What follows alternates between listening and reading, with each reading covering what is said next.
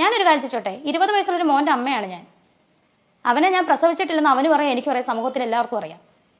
അവൻ എൻ്റെ മകനാണ്. ആ ഒരു ബന്ധം പോലും നെഗറ്റീവ് പറയുന്ന ചെറ്റ ആൾക്കാരുണ്ട്. ഞാൻ കണ്ടിട്ടുമുണ്ട് കമൻസ്. ആ ഒരു അമ്മ മകൻ എന്ന ബന്ധം പോലും നെഗറ്റീവ് പറയുന്ന ആൾക്കാരുണ്ട് ഇതിനകത്ത്. കമന്റ്സ് കണ്ടിട്ടുണ്ടോ? തീർച്ചയായിട്ടും നല്ല രീതിയിൽ കണ്ടിട്ടുണ്ട്. ആരാടാ ഈ വക തെണ്ടിത്തരങ്ങളൊക്കെ പറഞ്ഞുണ്ടാക്കുന്നത്? ആരാണ്? ഞാൻ ഇന്നേ വരെ ഒരു കമന്റ് കണ്ടിട്ടില്ലല്ലോ ഇത്തരത്തിൽ തെണ്ടിത്തരങ്ങളൊക്കെ പറഞ്ഞു. ഇനിയിപ്പോ ബൈ ചാൻസ് അങ്ങനെ പറഞ്ഞിട്ടുണ്ടെങ്കിൽ തന്നെ രേണു പ്രതികരിക്കേണ്ട രീതി ഇങ്ങനെയല്ലല്ലോ. ഇതിപ്പോ ഒരു ഇന്റർവ്യൂവിൽ ഒന്ന് നിസ്സാരമായിട്ട് പറഞ്ഞു. എന്റെ പൊന്നു രേണു, കണ്ടന്റിന് വേണ്ടിയാണ് ഇങ്ങനെ ഓരോ അപരാധങ്ങളും മറ്റുള്ളവർ പറയാത്തത്. സ്വന്തം നാറാൻ വേണ്ടി പറയല്ലേ പ്ലീസ്. സാധാരണ കണ്ട് മനസ്സിലാക്കി കൊടുത്തോളം രേണു എന്ന് പറയുന്ന ഒരു പുള്ളിക്കാരി വിവാഹം കഴിഞ്ഞിട്ടില്ല എന്ന് പറയുമ്പോൾ സർട്ടിഫിക്കറ്റ് എടുത്തുകൊണ്ട് വരുന്നു.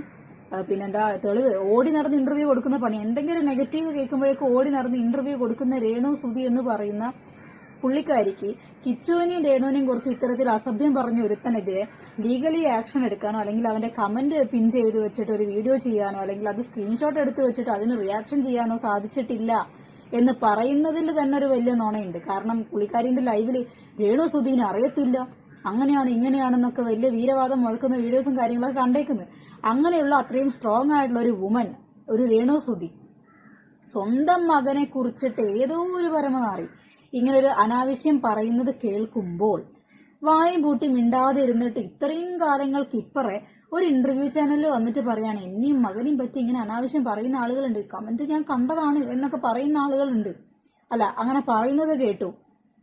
അങ്ങനെ എന്തെങ്കിലും ഒരു സാധനം ഉണ്ടെങ്കിൽ നിങ്ങളത് ആ സ്പോട്ടിൽ മറുപടി കൊടുത്ത് ഒഴിവാക്കണ്ടേ?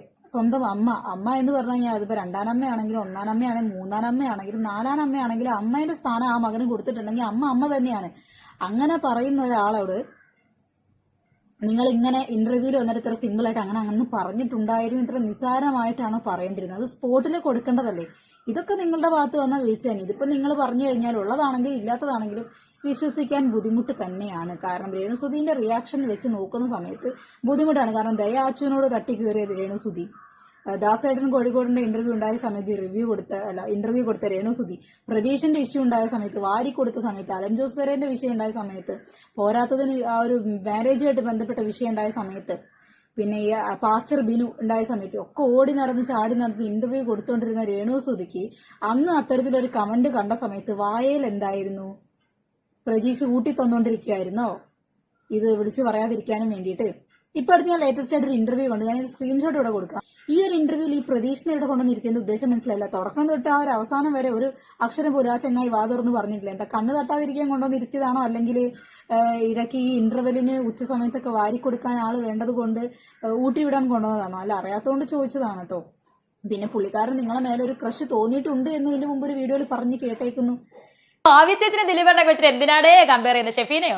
നിങ്ങൾക്കൊന്നും പറ പണിയില്ലേ? നിങ്ങൾ നിങ്ങളുടെ കുടുംബത്തിന്റെ കാര്യം നോക്കി. രേണു സുധി എന്നുള്ളൊരു കണ്ടന്റ് പുറകെ നടക്കാതെ ഏതായാലും രേണു സുധി കാരണം പ്രകാശിന്റെ കുടുംബം ഒരിക്കലും തകരത്തില്ല. കാരണം അത് എന്റെ പൊന്നോ, എന്തോരം ഭാവങ്ങളല്ലേ ഈ മുഖത്തൂടെ ഇങ്ങനെ മിന്നി മാഞ്ഞു പോകുന്നേ.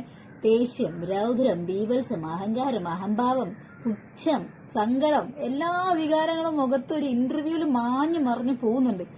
ഇതേ സാധനം അഭിനയിച്ച ഷോർട്ട് ഫിലിംസിലും പിന്നെ നമ്മളെ ആൽബം സോങ്സിലൊക്കെ ഇട്ടിട്ടുണ്ടായിരുന്നെങ്കിൽ ഇത്രയധികം ട്രോളുകൾ ഏറ്റുവാങ്ങേണ്ടി വരുമായിരുന്നു. എന്തോ ഒരു കഷ്ടമാണല്ലേ. കല്യാണം കഴിച്ചിട്ടില്ല. അപ്പം ഞാൻ കല്യാണം കഴിച്ചിട്ടുള്ള സുചേട്ടനെ വിവാഹം കഴിച്ചിട്ടില്ല. എനിക്കറിയില്ല, അങ്ങനെയാണ് ഞാൻ കേട്ടത്. പാസ്റ്റർ എന്നാണ് ഞാൻ കേട്ടത്. ഒരു പാസ്റ്ററിനെ ഞാൻ വിവാഹം കഴിച്ചിരുന്നോ? എനിക്കറിയില്ല. ഇല്ല, പാസ്റ്ററിനല്ല, അല്ലാതെ മറ്റാരെങ്കിലും വിവാഹം കഴിച്ചിരുന്നോ? വിവാഹം കഴിക്കുകയോ അല്ലെങ്കിൽ മറ്റെന്തെങ്കിലും ലിവിംഗ് ടുഗദർ കോൺസെപ്റ്റിലോ അല്ലെങ്കിൽ മറ്റെന്തെങ്കിലും രീതിയിലൊരു ബന്ധം ഉണ്ടായിട്ടുണ്ടോ? അതല്ല ഞാൻ പറഞ്ഞു, എന്നെ വിവാഹം കഴിച്ച സുചേട്ടൻ മാത്രമാണ്. അത് ഓക്കെ, അത് ഒറ്റ കൺക്ലൂഷൻ, അതൊരു ഒറ്റ സ്റ്റേറ്റ്മെന്റ് ആയിട്ട് നമുക്ക് ഉത്തരം കിട്ടും. അല്ല, തൽക്കാലം അങ്ങനെ പറയാൻ പറ്റുള്ളൂ. അങ്ങനെ പറയുമ്പോഴാണ് ഇതിലത്തെ ഒരു സംശയം ജനിക്കുന്നത്. കാരണം അത് ഇപ്പൊ തൽക്കാലം ഞാൻ പറയുന്നില്ല. ആ ചോദ്യത്തിൽ ഒന്ന് കുഴങ്ങിപ്പോയ പോലെ തോന്നുന്നു. ഇത്ര നേരം നല്ല ഓണായിട്ട് ഇരുന്നിട്ട് ഇപ്പൊ ഒന്ന് ജസ്റ്റ് ഒന്ന് ഇല്ലില്ല, അതല്ല, അത് കുറച്ച് കാര്യങ്ങളുണ്ട്, അതുകൊണ്ടാണ്. അതിപ്പം നമുക്കത് ക്ലാരിഫിക്കേഷൻ നടത്താൻ പറ്റില്ല. അങ്ങനെ ഒരാളില്ല, അതിപ്പോ പാസ്റ്റർ ആയിക്കോട്ടെ അല്ലെങ്കിൽ വേറൊരു വ്യക്തി ആയിക്കോട്ടെ, അങ്ങനെ ഒരാളില്ല എങ്കിൽ അങ്ങനെ ഒരാളില്ല എന്ന് പറയാത്തോളം കാലം സ്വാഭാവികമായിട്ടും ഉണ്ടാവാം. പക്ഷെ അതിനകത്ത് ഉണ്ടാവാം എന്നൊരു ധ്വനിയാണ് കൂടുതൽ വരുന്നത്. കൂടുതൽ വന്നോട്ടെ, എന്തായാലും ഞാൻ പിന്നീട് പറയൂല.